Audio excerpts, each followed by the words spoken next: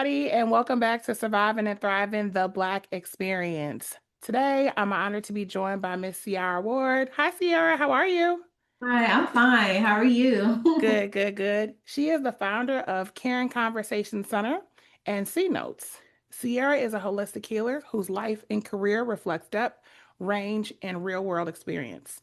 She has worn many hats over the years. She has been a therapist, an educator, a probation officer, a public defender, a mediator, an author, and I'm not done, and a realtor, giving her a rare 360-degree understanding of people, systems, and healing. What makes Ciara's work especially powerful is her purpose, helping people remember who they are beyond their names, their roles, and their titles. She also credits her love for her books, for books, as a foundational influence in her life, shaping how she thinks, heals, and moves through the world. This conversation is about lived experience, transformation, and the wisdom that comes from seeing life from many angles. I'm so grateful to have Ciara here, and I'm looking forward to sharing this dialogue and having this conversation. So, again, hey, Ciara, welcome. Thank you, thank you. I love that opening. Thank you so much. I'm You're, wel- excited. you're, you're welcome, honey. So, we're going to go ahead and hop right into this discussion. And so, I just kind of want to start off with who is Ciara? Tell us a little bit about you.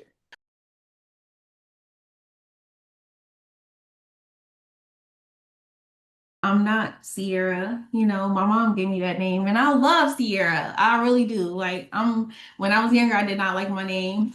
It was too common, but it was spelled different at that Mhm. time. But it was so many Sierra, Brittany's, and Ashley's. I'm not Sierra. I'm more than Sierra. And Mhm. then I'm more than a mom. I'm more than a sister, a friend.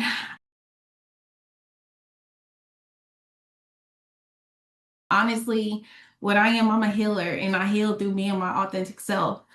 Um, and that's what I am. In no matter what the role I play, I'm a healer. I'm a healer as a mom, I'm a healer as a teacher, I'm a healer as a therapist. It just so happened that's I fit the right role, but I talk a lot. You are fine. That's But what we as want. You you fine. know,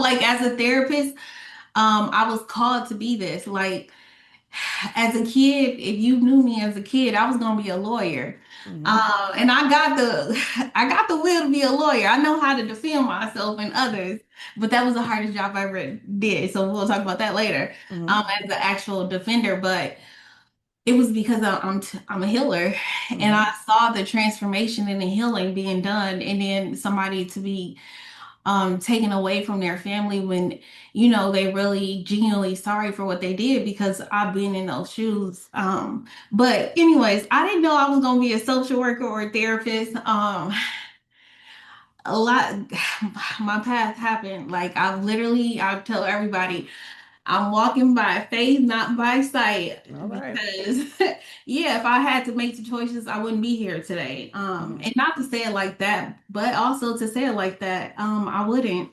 Hmm. But yeah, I just trusted the process. I enjoyed life. I didn't let life become me. Like I didn't let life happen to me. Despite everything I went through, I still enjoyed it. I was still unconditional positive regard to everybody, no matter what they did to me. Literally, no matter what they did to me. But now I choose me, and I love everything about me, and I'm a healer. I'm a healer. That's what I'm gonna say that I am. You are absolutely. I'm about to say, and that's it. That's all, folks. No, but I appreciate that. So a few things that resonate with me is for one, I have no problem disclosing, of course, my first name. So my name is Tierra Lachey. And it's so funny because Tierra was very common in school as well. So Tierra Yeah. Sierra, right? And we Yeah. used to Yeah. have that all the time. Like me and this girl named Tierra Spivey, as a matter of fact. Me and her when we were in grade school. So she's like, you got my name. I'm like, I don't. My name is Tierra Lachey. Like, Yeah. but I understand the Tierra Yeah. part. And that's what I be like when ask somebody, who are you? They go to their name, and I'm like, but you ain't even give yourself that name. So Right. how you want to claim? And I'm not saying claim it, not claim it, because Mhm. I love Ciara. I love everything about the name now. That's why everything is C. I love the letter C. Mm-hmm. Karen Conversation Center, C notes, like Mm-hmm. everything I do, I'm calm, cool, collected. I'm a creator, you know, I'm a conscious thinker. Everything about me is C. So I learned to Mm-hmm. love literally everything about me, my Mm-hmm. story, everything I've been through. I'm not scared to talk about it because I'm exactly where I need to be. I love that. And my prayer and hope with our discussion today is that this opens the door and this takes people out of their fear. I, Out of their fear of being their authentic self. Whether that is in relationships, whether that is in friendships, whether that is in work experiences, whether that is in any type of situation, just being able to open up enough and be strong enough to tell that story and get it out there because nobody knows, what's going on, or nobody knows what's happening, or nobody knows, even in regards to positivity, no one knows your joy unless you tell them. Yeah, So, I'm gonna just take us there. I mean, we were talking about it. hmm I say this with the client before.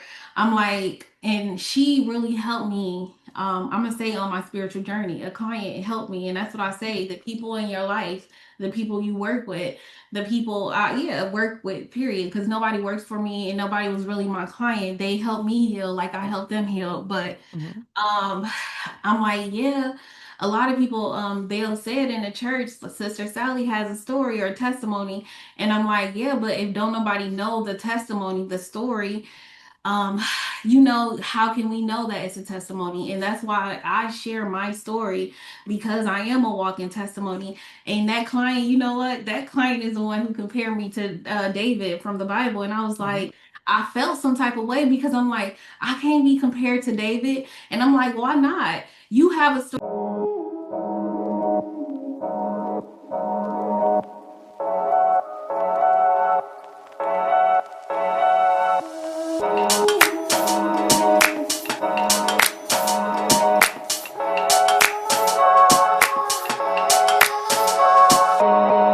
like David have a story. And just like hmm Martin Luther King, I'm like, what makes you, what makes them so different? God gave you your testimony so you can be a walking testimony. So Yep. that's why I tell my story because I be telling people if I can do it, you can do it literally from what I went through, what I came through, what my family has came through because my mom, we like to blame, I'm just gonna say it, it makes it seem like if I tell my story, my mom will seem like the villain.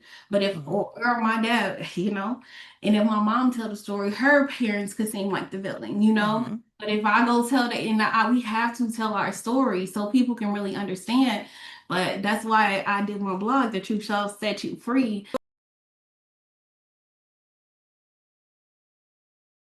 Yep. Literally, that's in the Bible. The truth shall set you free. And I'm not religious, but I'm very spiritual and I know scripture. Even in the Quran, I know because I learned a lot because I wanted to be whole and complete. Like you said, it's hmm the reunion of your whole self to be honestly your authentic self.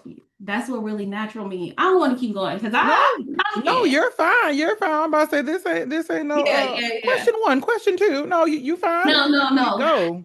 Um, Um, so I what I'm just be passionate about what I talk about. That's it. No, you fine. I'm about to say that's what we want. That is what the audience needs. A Yeah. true perspective. That's what needs to be in the ethers. That's what needs to be on the net. That's what needs to be in the algorithm. Is Yeah. an actual, real, authentic story, a real, authentic experience versus this is what I've in fact been said to say that I can say because Yeah. of the powers that be. Yeah. Like no, people need real conversations because we're not talking to robots. Like. Yeah, no, and that's what makes me not want to be a part of a lot of things. Like, Mhm. I don't like when I have to hold myself back or hold myself because I already know how it's going to come off. A lot of Mhm. things we don't want to talk about, but it's time to just talk about it and be our authentic self. That's what's going to heal a nation. Absolutely. I'm about to say you just said that the word heal. Like Hmm. that's yes, that is a reoccurring aspect of that needs that I want the audience to in fact understand. In order to heal, you have to reveal it. It's really Hmm. that simple. Yeah. Now who you reveal it to, okay, it's at your discretion. And If you that want to talk is, to guys, you want to talk to yeah. whoever you want to talk to in regards to revealing, that's fine. But please God, reveal a it. therapist, a friend, Yes, anything. whoever you You want to talk to, but can't talk to please. nobody. Talk to yourself, journal, do what Talk you got journal. to do, Right. I was gonna say get it out. journal. Yep. Yeah. Diaries. I don't even know if Yeah. people understand the importance of diary. Diaries I help me do. so much. Yeah. I know. And then the greatest thing about a diary, and it's a little off subject, but the greatest thing about a diary is that when you're able to read it when you came over, whatever that year was, and you're able It to see that is. space you were in. Oh, it's It is. motivation. It is. That's what my blog is. It's really my journals turned into a blog. And that's what I literally do. Hmm. So yeah, and it's me telling my story. I can get through it a lot faster, but it had to take me a long time to heal what I experienced as a child. But now I'm so caught up, I can just journal and I can really put it out there to the world. Like that's how authentic I am. You mentioned about you talked a little bit in regards to like your childhood and the different space in regards to that. And you were talking about how your mom may be viewed or your dad may be viewed or their parents may in fact be viewed. When you think back where you came from in regards to Arkansas, not Arkansas, everybody, it's Arkansas. Your Well, childhood and your environment, like what feels the most present for you today? Like what do you carry with you and what did you release? I feel like I literally just put out the article conceal and carry. I feel like what I did conceal and carry for a long time was eating habits. And I know a lot of people don't want to talk about it because it's not just in the South. Black people love their food and they soul food. You know what I'm saying? You see this double chin? Absolutely. Yes, we love You our know, food in Illinois I too. love my food. And even when I was younger, I remember I was like, man, my dream job is being a food critic, like going all over the world eating food. Like that's how much I love food. And it had me tied to it, honestly. And I just literally put out a section of my book, Knowledge is Power. And it was being around my family from the South, talking about we went to Vegas and I felt like I was overeating because I wasn't really hungry, but because indulgence, that's what we do. Yes. We eat to show love, to be social. We eat and everything for graduation, every celebration, we eat for all these moments. And in Black culture, if you ain't eating, like, what you trying to do? You starving yourself, You or don't like it? you I ain't know, cooking right. you gonna be Like dead real soon. Literally, I was just talking to my friend about this. We say those things, and I ain't want to be like, I ain't just didn't want to be in that energy. So I ate that burger from Del Taco. And I got seriously, and I got sick. I got sick and I was so mad because we was staying at JS Hotel and the night before we went to the club, we went to the hmm club and the guard was telling me like Ciara gonna be here tomorrow because he think we got the same name. I'm hmm like, no, no, Ciara. Man, she's one of my favorite entertainers, like Uh-huh. seriously. And I was like, you lying. And then I seen on her Instagram she was gonna be performing. And I couldn't even go right downstairs because my stomach was hurting from that Del Taco. Like I was sick, sick. I was on Oh the no. toilet. Lord But Jesus. that's how like, and I know it seems light, but that's how deep it goes in things we're carrying. Hmm. How we eat, how we Hmm. consume. But also like I ain't trying to be like so negative Hmm. because it's my childhood, like, and I thought I was free at that time. You couldn't Hmm. tell me I wasn't. It was the country living, being barefoot outside.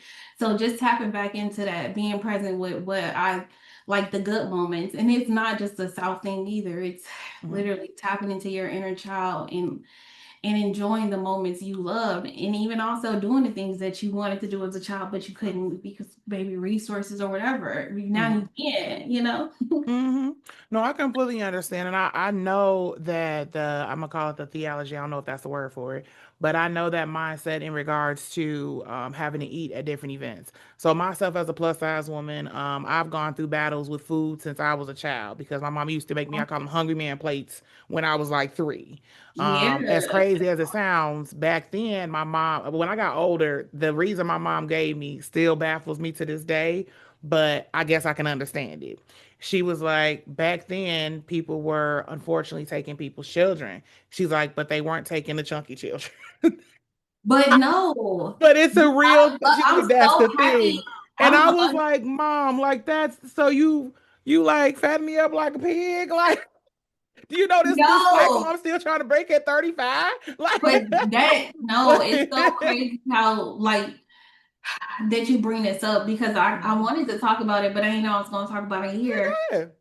Literally last night, my daughter came in and she was like, "Mom, do you want to watch the Black Cinderella movie?" And I'm like, "They got a cartoon?" Like, she was like, Mhm. "No, real people." And I'm like, "They already had that." She was like, "Yeah." I'm like, "It's Brandy." So It's we watched, Brandy. Yeah. yeah. So we watched that. And I was just telling her, I was like 7 or 8 when that movie came out, and just thinking about like, and even I talked to my brother this morning, like every black person really watched that movie because it was the Mhm. first representation of a Black black Princess. Hmm. princess. Just the same with Black Panther, like so many people made it a big deal. But then you think about that, that's how close, because that's a slavery thing. Like black wasn't represented as something strong or something powerful, you know. Um, and it's crazy because that's how these generational things come. It starts because of a fear tactic. Like I was doing this to protect you, or I was doing, Hmm. but now we're not in that era. We're not in that stage, even Hmm. though they still be kidnapping people. But nah. Yeah, true. But as far as slavery, like it's a different mindset and it's really just shifting our mindset. But the only way we're gonna know is by telling our stories. I'm like, we Hmm. have to talk about these things. And yeah, we do. We have to. And Hmm. I was learning about stuff, history, and I'm like, my mom was alive at that time. Like, but we don't Yeah. even think about it. Like, Yeah, that's true. It's a lot of traumas that, or I won't even say protective things that we used to do, yeah, that's still to this day. it If you is. think about it, why do kids have to be in the house before before the Mhm. street lights come on? Yeah, it wasn't It's about a black mama being you go. No, it was a safety it's a thing. safety aspect. Yeah, Absolutely. Why do they sit here and tell? Why is the concept of yes, ma'am, no, ma'am? yeah. Yes, sir, It no, was sir. Southern hospitality. I just wrote about it. I'm like, that was something for safety. It was something that was then, but now it's keeping us from healing. We're in a different time, and you, Hmm. although ain't nothing new under the sun, you still got to keep up with what's going on and being present. But we don't. We get too stuck in patterns. This is us concealing and carrying.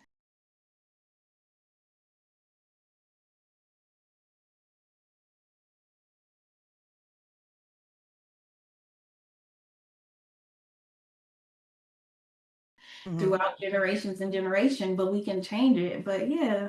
Where can the audience find your article, the conceal and carry in your articles that you've written? Where can they find those? OC notes, it's everywhere. Medium, Okay. my website, even my Instagram. That's the only thing I really post about. I'm not really big on social media, but I want people to, and I read it, so you don't even have to read it because a lot of people have issues with reading. But you Hmm. can read it, or you can listen to me read it.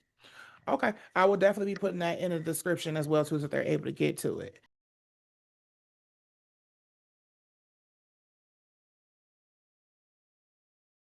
So as a child in that space that you were in, what did you learn early about what it meant to feel safe and what it felt or to be unsafe?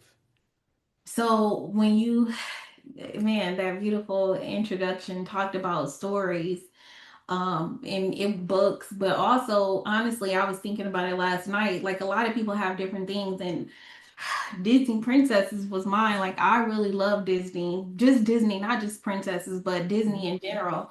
um it gave me so much hope. And like even they try to get us away from this mindset of, a princess and fairy tales. In my article, when I talk about it for Black History, it will be fairy tales are real. It was never like, and even in that Cinderella one, when Brandy and the prince meet, he was like, I just want to like treat you like a princess. And she said, person, like my authentic self. Mhm. Like it was always about true, authentic love. It wasn't about like, just this princess image. It was really about people being their authentic selves. And then I joke about like one of the princess movies, we finish each other's what sandwiches. It's all about being your authentic self. That's Mhm. what it is, and we get away from it. And I think that what kept me alive. Like I knew it. Like I turned down people proposals. Like I wanted something genuine and real, but I've never really experienced it, and I was still searching outside of myself. And let me just say, when I fell in love with myself, Mhm. things change. And that's what people need to realize. Like, falling in love with yourself is going to help you find your person too and your tribe, because you're going to see it from people who are being their authentic selves, because it is healing. Yeah. So my reality wasn't reflecting what fairy tales was. But it kept me going, Mm-hmm. honestly. It kept me going. Like I knew it had to be something out there. I just couldn't find it. I was Mm-hmm. searching for it.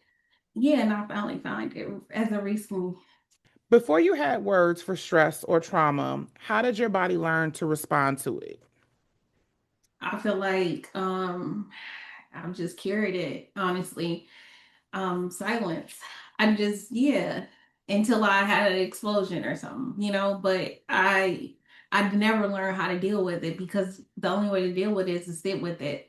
So I just honestly kept distracting myself from dealing with any of the things that I didn't know how to explain, the trauma, the stress, or the anxiety, or um and now that's what I was just telling some of my people I work with. I'm like going through social work and becoming a therapist. I was literally learning about myself and the names to the things I was experiencing. I couldn't describe it, but I knew I was going through something. And it's so funny. I joke about this too all the time. Like if I'm feeling some type of way, I won't name it. I'll be like, I don't know what it is, but I'm feeling some type of way. Mm-hmm. Instead of just giving it the name, like I say, mad, sad, happy, or glad, because we not taught different the emotional, it's so many. Emotional words. Like I had to learn when I was an adult the word indifferent. It's like, Yeah, oh wait, I'm not supposed to do happy, mad, sad, angry, frustrated. Like, no, yeah, there's way more, it's so much. so much Yeah. more. Um, at what point did you realize you were carrying more than most people around you could see? I talk about this too. I'll say when my father passed away, so I found out at 30 that my dad, who I always thought was my dad, wasn't my dad, but it brought me and him closer. And in making us closer, I think no matter what, if even if we wasn't closer, I still would have like planned his funeral. Mm-hmm. Um, and I'll just say that even though we wasn't close prior to me being 30, and I'm 36, so that talks about the time we got to spend together. He passed away 2023. Oh, I'm sorry, But hon. no, it really helped me heal, honestly, and it helped me really start taking control of my life. But um I was just like, conceal no feel. Look, I was like, I was just like frozen, like, no, you do what you gotta do. You plan his funeral or you write his obituary and you get to tell this person's life in a small, and I used to make obituaries like on the side for money. Mm-hmm. Like I literally did everything. Mm-hmm. Like I made obituaries, party plan, all of that. And it never mattered because they provide the story and I just copy and paste the story. Yes. But having to sum up a person's life that you really didn't know like that, Mm-hmm. um, and then even trying to think about me summing up my life, I'm like, I really haven't did anything for myself. I've been really living for everybody else, and especially my kids. And I'm gonna say it, like I stayed in a relationship for a long time because I wanted to give them a two-parent household. I wanted to give them what I thought stability looked like, and I Yep. was going by based off somebody else's assumption of what that means. And now I say, I tell everybody, I give my kids the greatest gift. I give them the gift of being their authentic selves. Like I want them to be themselves, not me, not what I think will be successful, not what I think will make them happy. Literally them. Even though I'd be like, y'all not thinking big. But when you get a lot of stuff in your parent, like I let them experience a lot of stuff, it's like, we'll need, I'm still making up for my childhood and the lack of, and I'm not saying it like that, but because I love my childhood, but I mean, I had to go through it to get to here to enjoy where I'm at now. But um, they really get to be their authentic selves. That's all I'm gonna say. I know I'll be all over the place, but yeah, No, you're just look, you're being your authentic self. Again, remember, ain't no cut, ain't no restate. Mm-mm. yeah. It is what it is. Um, I am, and because you're just getting to know me, I still want to say I am so proud of you for making that decision. So many people, when it came to your children, so many people choose to stay and just continue to stay, and no matter what's going on, because they want that two-parent household, because that is what's been ingrained in society, that those are the only functioning. households are the ones that have the mom and the dad. Mm-hmm. You are looking at the product of a single 19-year-old who raised me with my grandmother, and Mm-hmm. I had an incarcerated father, Yeah. who then came out and then went back in. Mhm.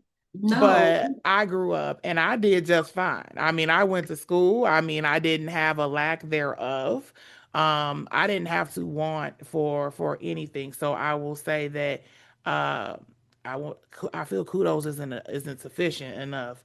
I'm just gonna say I'm so proud of you for making that decision for yourself and for your kids. For Thank to be you. let them be And their authentic self instead of like, hey, my children's potential is only because of the environment that they're within. Not realizing that also they are not empty vessels and they also will make the right decisions if they're being led in the correct direction and seeing positive things as a whole. So mm-hmm. I think that that really makes sense, and I want the audience to understand that as well. Because again, so many people stay in. I'm gonna use the word of what it is. So many Yeah. people stay in toxic relationships, um, domestic relationships, Because they're trying to unfaith. do something that they never got. Yep. They're trying to get, and instead of giving them this image of what is, it's like, how about you give them your authentic self? Like, how about you give them your present self? Mm-hmm. Because also, my mom worked a lot to give us, because it did give us more stability. And even me, I was working a lot when I first started. Mm-hmm. But my kids didn't get to know me and I didn't get to know my kids. And I'm like, what am I doing this for? And I say I'm doing it for my kids, but how you doing it for your kids and you don't get to see them or spend time with them? So I had to Mm-hmm. really reevaluate my whole life. And then people like, yeah, I know it's easy when you got money, but no, I rather struggle. And I struggle to create what I have now. Like I'm an entrepreneur and I've been doing it for 5 years. And now I'm finally in a place where all the hard work paid off. Like, Mm-hmm. but I wouldn't have wanted to do it if I loved myself sooner and if I was raised in love, even if it was by a single parent. And even still express like no, because I even had a conversation with my niece, like, don't just do stuff out of spite or out of your hurt. Like Mm-hmm. have a kid out of wedlock or have a kid with somebody you don't even know. And you don't know this person because you don't know yourself. And I say, who do it hurt? Yeah, the kids. So get to know yourself before you even think about dating. Like you Mm-hmm. got time. Because I'm like, even if you find your person at 50 and y'all live the average age of to 70, that's 20 years. That's And 20 if years. you Yep. in good health, it can be really a good. I tell people I'm gonna live to past beyond 100 because I'm taking Mm-hmm. care of myself. I love myself and I I, love life. we And gonna be up there because together. I love life, I want to be healthy for the rest of. That's why I changed everything because I'm like, I I switched it instead of hating life or just being in survival mode. I'm here because I used to say this. I'm just here so I won't get fined by God. Like I ain't gonna like because I did appreciate the opportunity, but I didn't know how much. Like as a human, you get to feel, and I know we don't like to feel the negative, but to feel love, to feel peace, like to Mm-hmm. just see like the beautifulness of all of it. And if you put yourself in better environments, like it feels amazing to be alive. And I want to live as long as possible. I want to make sure I'm good. But yeah, I keep talking. No, no, I align with that all the way. I mean, my best friend, she be like, "Well, I guess I'm gonna see you on the other side," because she said, "I'm not living." She's like, "I don't want to live to 100."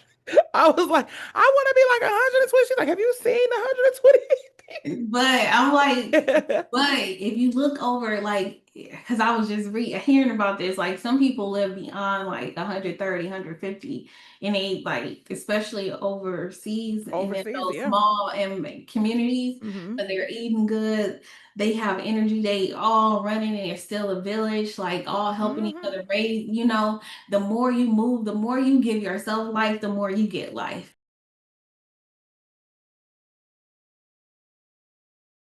That's Mm-hmm. just what it is. When people like you look so young, I'm like, yeah, because I'm not gonna say I act young, but I love life. So in Mm-hmm. loving life, you know what God says, like you have to return to that childlike mindset to enter the heavenly kingdom. And I feel like that's heaven on earth, and you can create it now by really gratitude, living in gratitude. I just think that's the concept of just choosing happy. Like you genuinely look happy. And I'm about saying I myself like I'm happy. And it's taken a long time for me myself. So I know everything you're saying is true because it's hidden right here. It's like a little T in that corner right there. That choosing of happy is a choice. It It is a very much choice. the choice, and it's not an easy choice It's because not. there's a lot of things It's outside. financial loss, and I keep Yes. saying like how I'm gonna keep saying it because I'm about to give you your flowers on here, okay? I'm like how passionate you is like to take a chance, do what you feel like you're passionate about. Because starting a podcast, I know it's a lot of podcasts, but starting a podcast that takes real investment in yourself, and then getting the right equipment and going even further in and doing research, and really taking the time to edit. And because all that stuff is hard, I know I couldn't Yes. do it, and I'm not really passionate about it. And that's why I keep saying, like, you are so passionate about this. And Thank I'm you. so happy to be a guest on your show because I love when people are passionate about what they do. And even though it's hard, like, even though because, like, you putting yourself out there, first of all. And once again, this does take time. And we know time is so important. It's more valuable than money because you cannot get it back. So yeah, thank you so much for doing this and doing it in a way. Sorry, I'm finishing doing it in a way where people can share their stories. You're healing and you don't even know it, therapist or a healer, okay? Look, I'm gonna say thank you, thank you. Look, I'm Yeah. gonna say hit one of these. No, Thank you, thank thank you. you. But that's like, I mean, that's you just hit on the head in regards to like why I do it. I think that it is important, just like as you see the importance of stories, I do as well. So often we'll be in different spaces. Mine happened to be a corporate space Mhm. that dimmed my story, that Yeah. dimmed things that happened and such. And I had to be like, I was so isolated at the time, but that's intentional. That's what the devil does, and Mm-hmm. that they want you to second guess yourself. They want you to be like, get over it and things. But I feel like at the end of the day, telling your story makes you so much more powerful because once you realize and once you get it out there and stuff, and you start seeing like the rallying of the troops is what I call it, of people who stand Yeah. behind you, and Yeah. or you find out people who like y'all, but y'all, these people, just including yourself, like as bubbly and as smiley as you are, like me, I would never have known your backstory. And I told you about that picture. I was like, "What? This Yeah. was you?" I know, Oh I no! know. I be trying to tell people, and These. the only way people is gonna know, like, yeah, I've been sexually abused. I was physically abused, and I'm not trying to say it like that. I say it like that because a lot of us have been, and I'm not Mm-hmm. minimizing it because Mm-hmm. a lot of people let that one part of their story take over their whole entire life, and they Yep. let it hold them back because they are thinking that story is bigger than them. And I'm here to tell you, no, you're bigger. You're the narrator. You get to Yep. write your script.